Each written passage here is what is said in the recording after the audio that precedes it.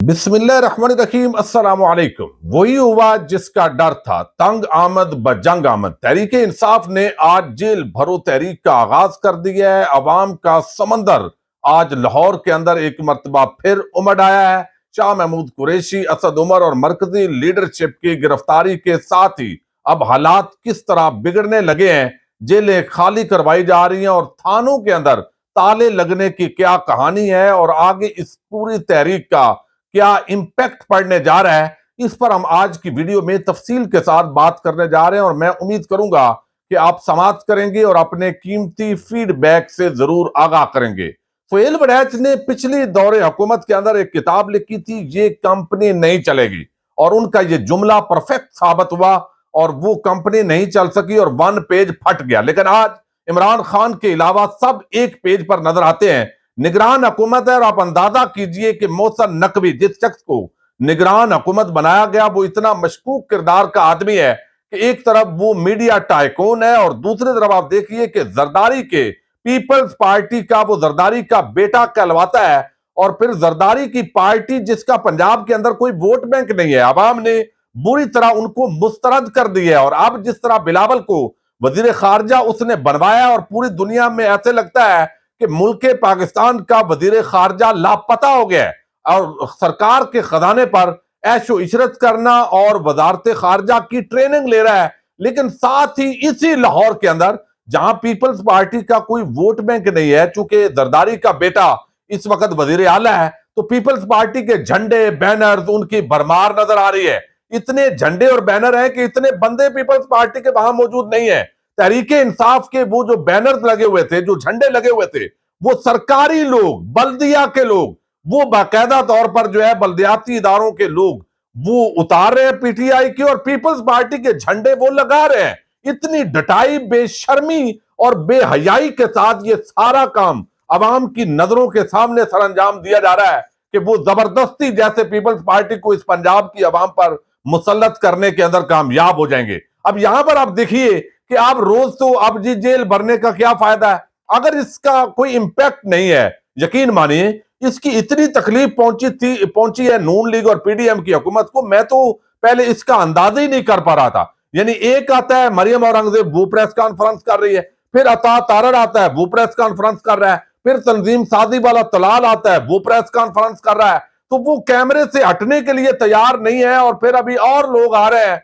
पूरी नून लीग की एक तरतीब बनी हुई है कि ये जो मनहूस चेहरे हैं, यानी जो हुकूमत के, जिन्होंने महंगाई के पहाड़ तोड़े हैं, जिन्होंने पाकिस्तान को मुआशी तौर पर बर्बाद किया है, जिन्होंने तरक्की करते पाकिस्तान का रास्ता रोका है, सिर्फ अपनी जो एक आप समझे चंद हड्डियों की खातर, यानी अपने करप्शन केसेस की माफी नैब तरमीम करके अपने आप को, अपने बच्चों को खुशहाल बनाया है।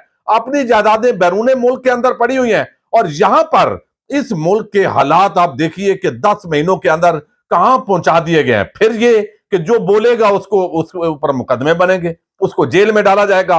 अगर कोई सहाफी बात करता है, आप देखिए कहां से ये सिलसिला शुरू हुआ।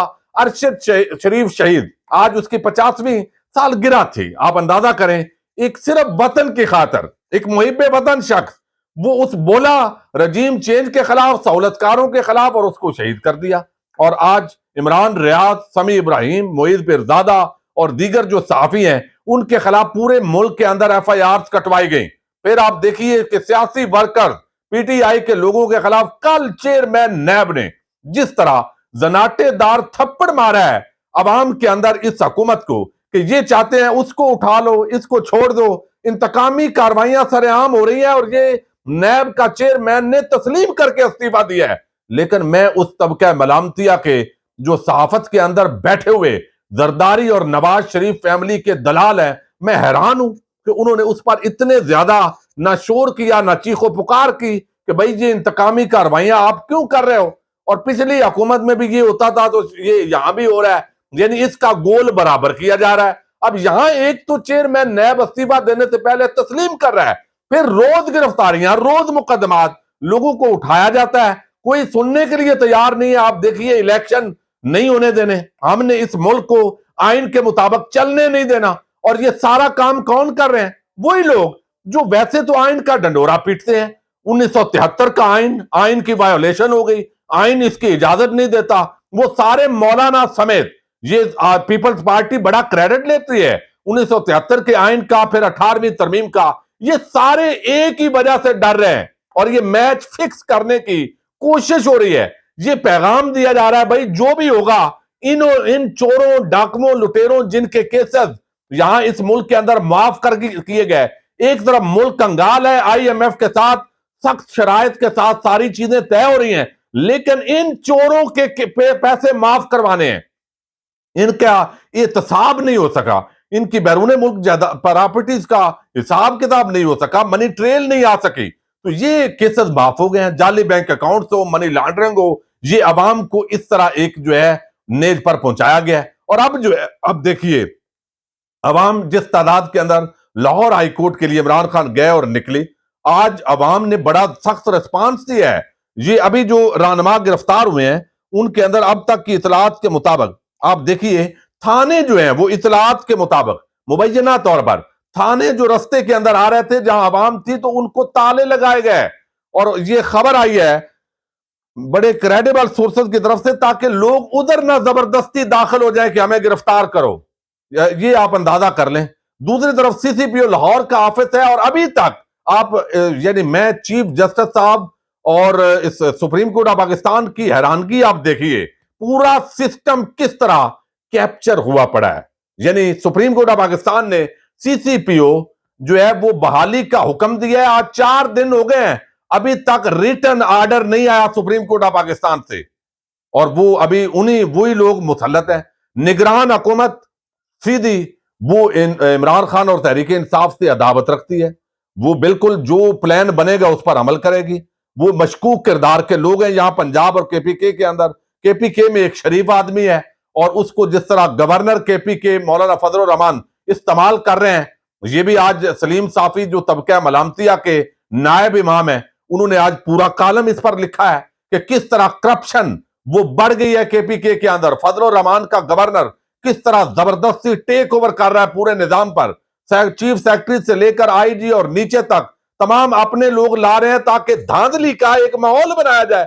سب جو ہے ان کے اندر جیسے کرائم پارٹنر ہوتے ہیں ایسے وہ کرپشن کے اندر حصہ بانٹ رہے ہیں. اب تک جب اسد عمر اور شاہ محمود قریشی, اعظم سواتی, علامہ اقبال کا پوتا ولید اقبال, یہ سب جو ہے یہ سیاسی معاملات ہوتے ہیں, اگرچہ یہ ایک سمبولکلی وہ پریزنر وین جو ہے اس پر چڑھے ہیں, لوگ زبردستی اوپر چڑھ گئے ہیں. انہوں نے کہا جی کرو گرفتار, تنگ آمد بجنگ آمد.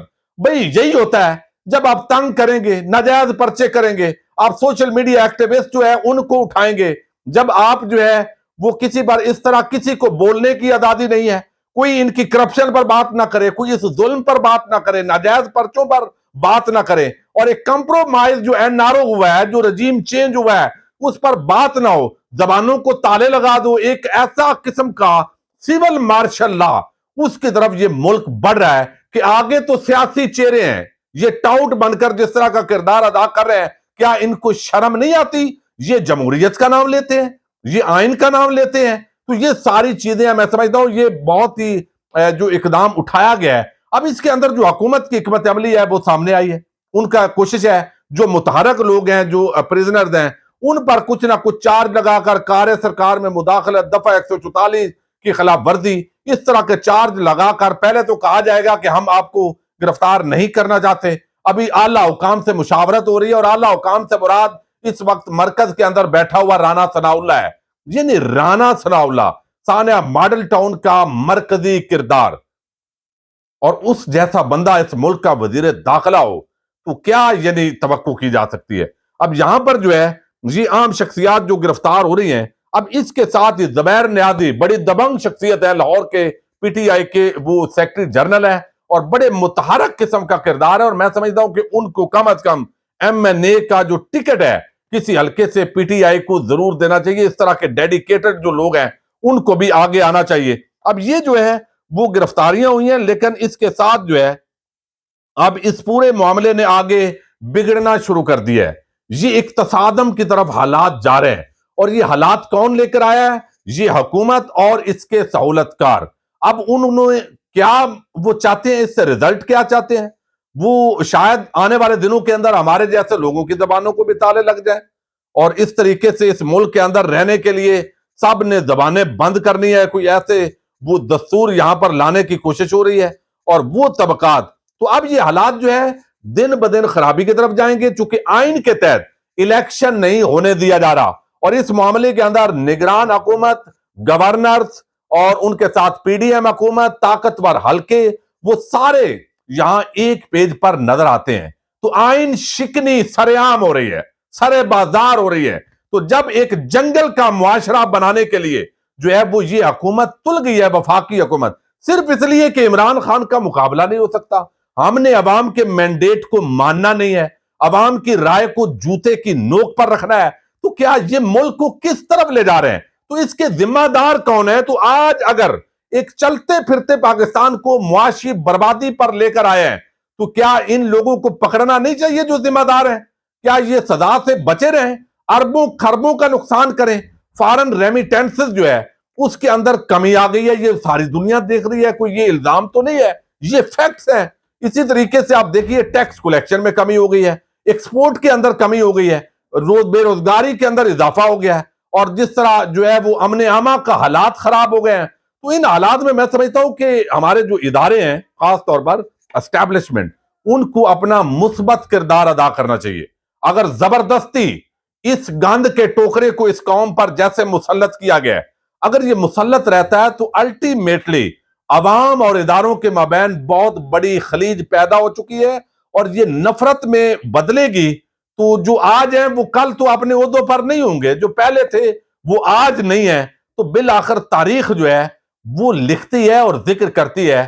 میرا خیال ہے ضد اور انا کے بھینٹ اس ملک کو نہیں چڑھانا چاہیے۔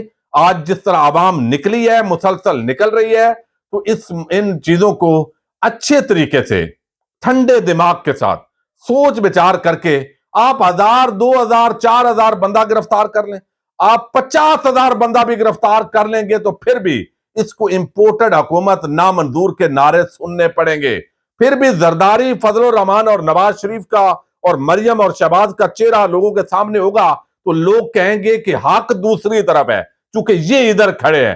تو زبردستی آپ نائل کر لیں، عمران خان کو گرفتار کر لیں، اور لوگوں کو آپ تشدد کا نشانہ بنا لیں، تو میرا خیال ہے کہ عوام کے سامنے سب کو بالآخر سرنڈر کرنا ہوگا۔ اللہ تعالیٰ ملک کی حفاظت کرے، اور ہمارے جو ادارے ہیں وہ اس کے اندر پازیٹیو کردار ادا کریں، ملک آئین کے مطابق الیکشن کی طرف بڑھے۔ مجھے تو کم از کم یہ حالات جو ہے آنے والے دنوں کے اندر انتہائی ضد اور انا کی وجہ سے بگاڑ کا شکار نظر آ رہے ہیں۔ اللہ تعالیٰ آپ سب کا حفظ و امان میں رکھے۔ اجازت دیجیے گا، اللہ حافظ۔